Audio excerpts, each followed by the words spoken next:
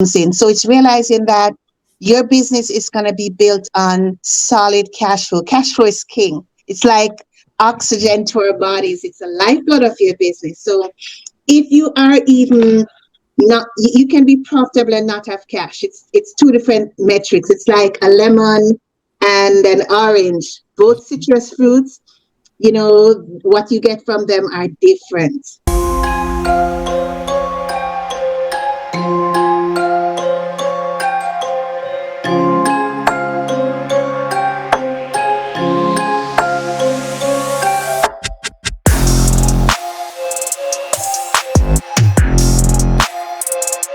Awesome, everybody. Welcome back to another episode of It Is What It Is podcast, the best podcast on the planet. I'm your host, Cody Kelly. Look, if you want to keep seeing amazing people like I have on today, guests and a super fire episode, this is going to go down. I'm so excited about this. You know what you got to do. You got to connect with me on all channels. So first on Instagram at CVMK33 and on the business page at CVMK_global. Go to the website where the best supplements and fitness drip is available. That's www.cvnkglobal.store. Follow me on TikTok, CVNK Globe, and subscribe to the YouTube page where it goes down, where all amazing podcast material is seen, heard, and felt at YouTube at CV space K. I have an amazing episode today with an amazing person. Talking about a business owner, a leader in her own industry and niche. I'm so glad, she connected with me when I reached out. I wasn't sure, but she said yes, and she came on the show. So I have Kirsha Campbell here with us. Kirsha, how are you doing today? I'm great. Thanks, Cody. I'm pretty excited to be here with you and your tribe. So thank you for having me. And of course, all the amazing work and footprints that you're leaving with your work, with this podcast and more. Yeah. Appreciate that. I appreciate that. So, you are a CPA, right? Mm-hmm. That is an accomplishment in and of itself. First of all, the exam is ridiculously hard from what I've heard. I thought about taking it and I was like, oh God, I don't want to embarrass myself. So why did you go down this path? Why did you become a CPA? I fell in love with accounting it was love at first sight, as the saying goes. So the first time I was introduced to accounting in high school, it was just an instant connection. It was something I was instantly good at. I enjoyed it. And then the more I studied through university and beyond university, I realized that, to be honest, this is not just crunching numbers. It's more than that. Accounting is changing businesses, changing lives, and it's just been an fun journey, and it's something I'm really passionate about. And that's it in a nutshell. I think also I was actually doing accounting growing up because I'm the only girl. So oftentimes I'm assisting my mom with managing finances and so forth growing up. So I think it all, they said your path all connected eventually. So yeah. Cool. Is it annoying? So, and what I mean by that, in accounting, your, guidelines, whatever gets changed with every new president. There's things you could do in 2016 that you couldn't do in 2020.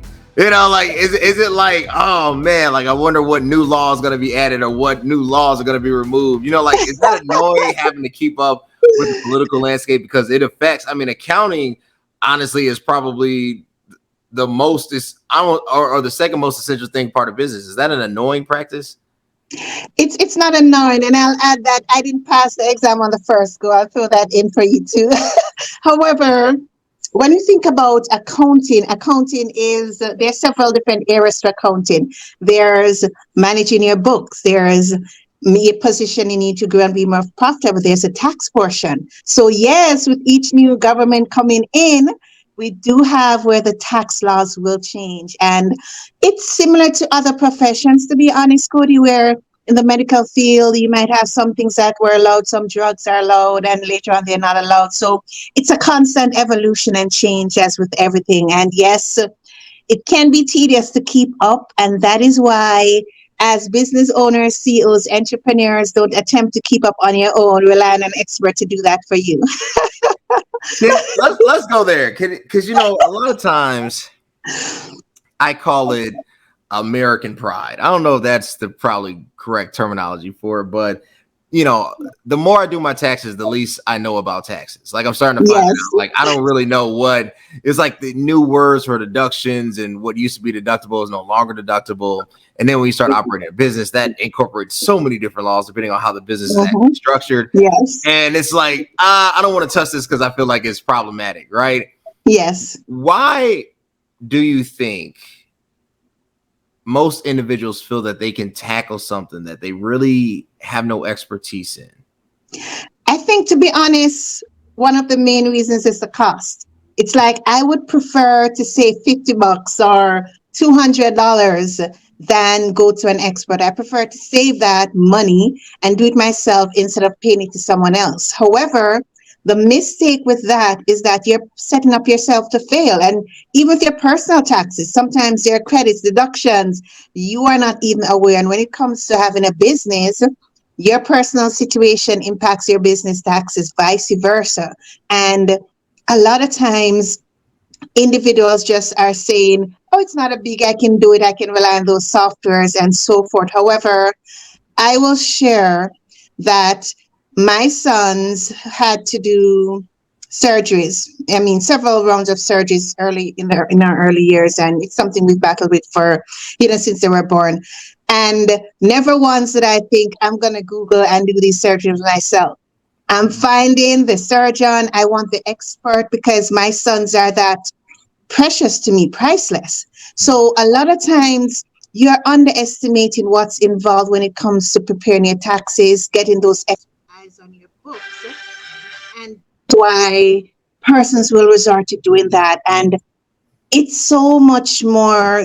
It's not only the money you're saving, because sometimes the cheapest becomes the dearest. There's a saying that goes that. So you're trying to save monies and then you are paying so much more for corrections after. And also, you are missing out on legal ways to pay to save on taxes, legal ways to pay less taxes when you don't connect with the right expert. So those are some of the reasons why people say, I'll do it myself versus having an expert to do it. And I'm encouraging everybody listening, your tribe and those, share it with other business owners, CEOs, get that professional help, get the expert help.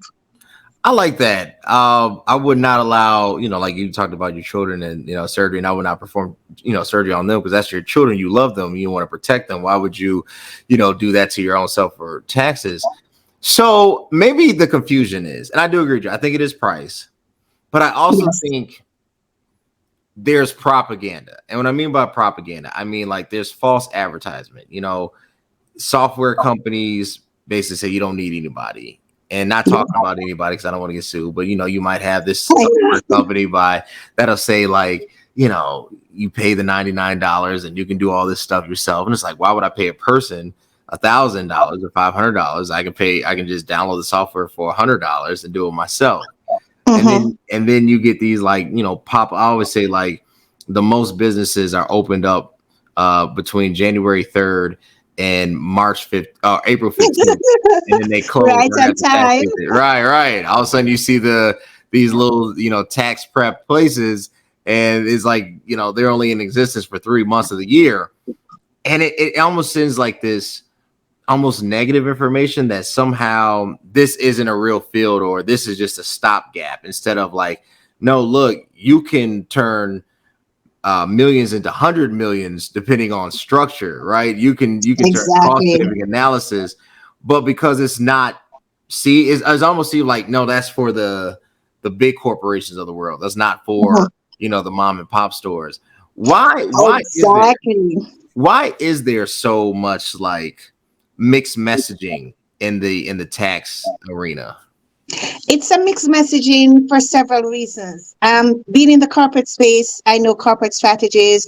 I know strategies that we use to keep companies, $1 million companies, $1 billion companies successful, growing, right? And those same strategies, they're not limited to corporations. Anybody can use them.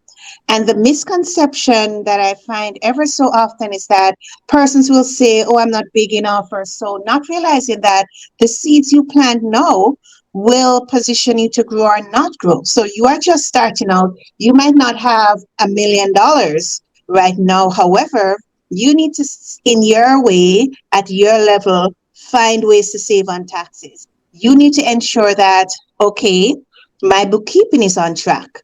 You need that. If that's not done, you're paying more in taxes. As simple as you might see, if you have $1 in omitted receipts or wrong classifications in your business, you're paying at least 50% more in taxes, depending on your tax bracket. And let's multiply that by hundreds. If you even are making 20,000, 10,000 in your business at this time. So that is why not understanding that you're getting expert help. It's not just that you're going to pay 200, 300 to get your tax returns done.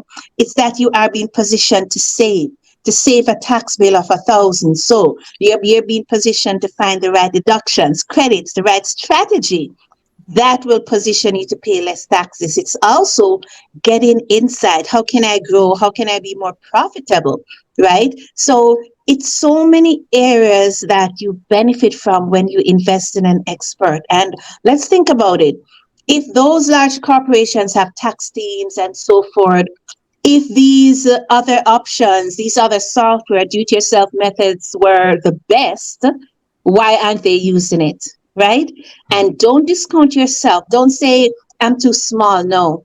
Whatever level you are, you can get the expert help that you need. And it's not at this stage, this is what you need. This expert help will get you to grow and scale and be recession proof. So these are some of the factors that persons will say, oh, it's not a biggie, it's simple.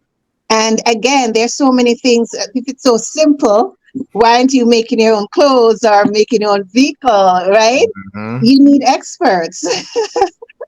No, that makes sense. I like it. So because I feel like small businesses run into this problem, right? Yes. Because it takes so much to get it up, from here to whatever this is, right? To get into a Yeah. tangible phase. And that investment is so draining that, having and trusting someone to look at really the back end is where, I think the thing just kind of implodes on, right? Because it's like, man, I've invested all these resources and all this. Now somebody's actually going to see my mistakes. They're going to see the truth of the business, right? They're going to see. And to be honest, yeah, I can relate to that. I had a client, they reached out to me and they were like, honestly, I thought I could do this, but it's too much. And nothing is wrong with trying to do it on your own. However, be willing to say you need help. There's some things when it comes into the technical world, I know I'm not even going to touch it. I'm going to just go straight to getting help. So as CEOs, as business owners, it's a part of being strong to say you need help, right? You're not going to be versed in everything. And your business, you need to look at your business as not just something that's impacting your life or your family, their teams, the services that you're offering, the products, the lives that are being impacted. Don't take it lightly. And that is why it is so important to ensure you have the right experts on board. And I see it often. Persons are afraid to say, I messed up, I need to get help, or they might think it's so awful what's happening. My state is so bad, I don't want anybody to know. However, let's move away from this culture of suffering in silence. We need to break away from it. It's not worth it. Or this, culture of secrecy. We need to move away from that. It's not helping. And let's look at the bigger picture, the impact that your business has. Your business will never be, the world is never the same without your business. And that is why it is so important to reach out to get the right help. I like that. It's absolutely true. It is so important to get the right help. I think where the dots can get confusing. So there are doctors, then there are specialists, and then there are surgeons, right? Yes. And those are three unique offices that can Yes. all. What's up? I'm super pumped. Just got done with another workout. It's your boy CVMK33. Connect me on Instagram and on the business page at CVMK_global. You know how I get through it. You know how I get that pump looked. Best pre-workout on the market. www.cvmkglobal.store. Help you treat an ailment or a disease. Yes. Right? But I think what happens is you have these three modes. But for business owners, they want to get to either the surgeon or they want to get to the general doctor, right? They want to just know that they're okay, or if it is something drastic, they need it to be immediately removed. But the reality is the specialist probably has more insight. I think the specialist isn't as sought after because the specialist, it's hard for them to see how can the specialist get me to where I really want to go, which is to raise capital. Because you think taxes are the review on all transactions, right? But what business owners want is a way for the lending and the tax people to somehow be interlinked, but they're not interlinked, right? And the confusing part is they rather speak to a venture capitalist, a lender, somebody that's actually going to provide capital than somebody that's actually going to review capital. But reviewing capital gets you the capital or qualifies you for the capital. So why hasn't, and might be a long way of answering, I apologize. I got, It's fine. I understand what you're saying. Yeah. Why isn't it, or why is there a disconnect between lending and tax analysis? Like, why can't my tax professional also be my lender, and therefore I don't have to hit so many different sources? Okay, definitely the first reason is that every CPA focuses on different areas. So it's like when you go to medical school, or I'll use the example of a lawyer, all lawyers learn the same thing. However, when they leave law school, when they've passed the bar, they choose what they want to specialize in, and they might do additional courses and so forth. So in the same way, not all CPAs, not all accountants are the same in terms of what they focus on. And as a business owner, you need to understand that. You need to understand that some persons will just do bookkeeping, which is ensuring your transactions are fine. Some persons are going to be more for a certified financial officer, where they're going to check what the bookkeeper did, ensure, give you ways to be more profitable, increase your cash flow, get into succession planning, key metrics, ensure that you're positioned to be recession proof, not losing money, cost control. Then you have the tax preparer. That's another type of CPA as well. And they're basically ensuring you're paying less taxes. That's the bottom line. When you talk about investors, now they are looking for, is it worth investing in your company? Should I be a joint venture partner? Getting into all that. What are the investors going to look at? They go right back to your financial reports, your balance sheet, especially not in your P&L, your balance sheet. And that is why when you understand the flow and the dynamics of all this, you realize why you need to pay attention to the foundation. It's all interlinked. It's like your body, all the parts of your body play a role in the overall operation of your body, and the foundation of a house. If the foundation is not good, there are problems with the walls, all that. So again, if you don't have the right foundation from bookkeeping, going right up tight systems, efficient systems, processes, you are not going to be attractive for investors. The bank is going to turn you down, and persons don't understand this. So there's Bill Gates. He has, not Bill Gates, Warren Buffett. He gave a talk and he was saying when he's looking to invest in a company, the first thing he looks at are the financial reports and the notes. He's not looking at your social media following. He's going right to the financial reports to see, okay, what's their balance sheet like? What do they owe? What do they own? So when you understand the dynamics and the interlink of all these moving reports and parts in your business, then you realize the importance to have different set of eyes on your business. And it is something that there's a lot of misunderstanding. Some persons say, oh no, I took my stuff to my tax preparer at year end and they didn't tell me I was losing money or how to make money. That's not their role, right? Sometimes they offer various roles. However, if you come to me and say, prepare my taxes, I'm going to prepare your taxes based on what's there. If you have a crappy system, confusion, then, right, I'm using those confused numbers, those wrong numbers, right? If you say, can you check what I did before I prepare the taxes, that's different. So it is understanding the levels and the interlinked. And as CEOs, business owners, entrepreneurs, It's something I'm so passionate about, this education piece, helping you understand that there's so many different levels and needs of your business. Hmm. Like that. I like the levels to this. There are definitely levels to this. There. You know, I think we're headed in a, and you have expertise in this. So because of social media, you mentioned like Warren Buffett, he's going to look at your financial statements. He's going to look more than your P&L. He's going to look at the complete balance sheet, you know, Yeah. ROE, return on equity, return on average assets, you know, ROAS. He's going to look at all the R's, right? He's going to make Yeah. sure that, you know, there is some real financial liquidity in your company. But I feel like, and this is my interpretation, because of the advent of social media, you have brands without liquidity, but you have like social currency is being valued higher than actual currency, right? Yeah. So, you know, you start a brand and you get 1 million followers, and somebody might invest into that, but the books aren't aligned. Is that inherently And I'll quickly add to that. okay? It depends on how seasoned and experienced you are as an investor.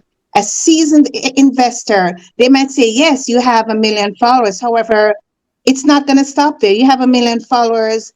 Okay, did they ever buy anything from you? How solid is your brand? Right? And how do you know how solid is your brand? It's going to go back to your books, right? It's going to be, okay, what were your sales like? Are you having a lot of loans? Right? So it's not getting into these sensual numbers. It all boils down to that. Like, if you notice, we can say, okay, Amazon has a lot of followers, Facebook has a lot of followers, or a lot of persons have accounts on Facebook. However, it didn't stop there for anybody. They're going to look at what's the share price of Facebook. You know, how has it been growing? So let us be clear that seasoned, experienced investors will not be looking at, you will not be using that you might have 1 million social media followers to make a decision. Because, I mean, you could even have fake followers, right? And let's dive into metrics. What's your That's true. engagement? Yeah, persons, you know, there's so much obscurity with that. And that's why seasoned investors will know what they're looking for. So, again, it's just like persons will say, oh, I made 6 figures, 7 figures in sales. But what do you have in your bank account after? Did you get collections for that? So, seasoned investors never stop there. So, and again, it's a challenge to you as a business owner, CEOs, entrepreneurs who are listening. Ask yourself the hard questions first. When you go to the bank for a loan or an investor, you should have asked yourself key questions first so that you are prepared for what they are looking for and so forth. When you think about, even with the PPE loan, a lot of persons got turned on. Why? Their books were not in order. It didn't matter if they had 1 million persons on followings for Facebook or Instagram. Your books are not in order. You're not getting the loan. It's just that simple. So let us remember to not get caught up in what I call sensual metrics or fake metrics. Fake. I like that, fake metrics, and there are a lot of fake metrics. And I'm not saying, I'll Yeah. quickly put a disclaimer in. I'm not saying that it's not good to have all these followers, and not saying it doesn't have a place. However, that's just like a part of the whole picture. I like that. I wrote that down. Fake metrics. Uh, look, so Kirsha, tell me about your business. You're a cash flow maven, right? So, walk us through, what is your target audience? What are you trying to appeal to the marketplace? What is your unique advantage or offering? So what I do, I help CEOs scale their cash flows through strategic financial systems and processes. What I found is that over the years, coming from the corporate space, there are systems. We have systems and processes to get money in, and systems and processes before money leaves the organization. So, in the same way, as a business owner, that is what I'm committed to helping you to understand. It's not just, I got to make the sale, make the sale. Is it a profitable sale? Right? What's your pipeline for sales coming in? How are you managing the monies when it comes in? So it's realizing that your business is going to be built on solid cash flow. Cash flow is king. It's like oxygen to our bodies. It's the lifeblood of your business. So if you are even not you can be profitable and not have cash. It's two different metrics. It's like a lemon and an orange, both citrus fruits. What you get from them are different. So in the same way, profits, cash flow is king. And I'm on that mission to educate business owners, to support them to understand that your business is built on solid cash flow. That's what it's built on. No, you can't take your followers to the bank to pay bills.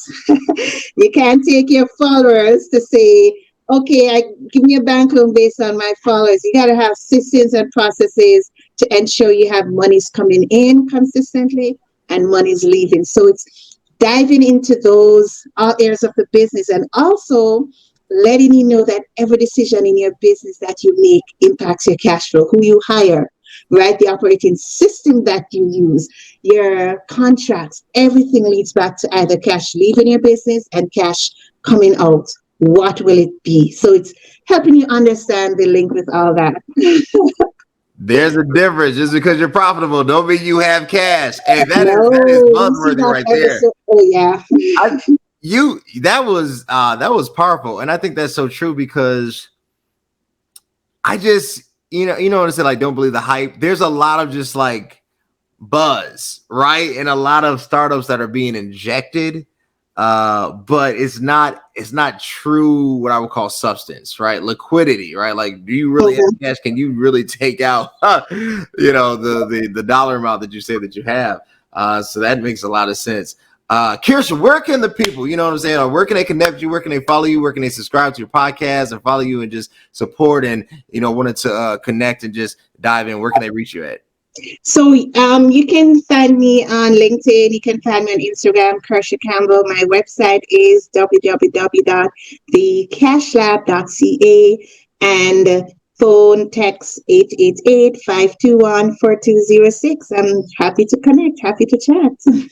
Y'all connect with Kirsha, hit her up on the podcast, hit her up on LinkedIn, support her. I always say support gets supported. You have a real leader, someone who's really interested in making your business profitable, not just legal. There's a difference between, the legal entity that gets established and recognized and you get your federal EIN, and then there is an actual profitability aspect to it that the business leaders have to take the business through. There's a process to that.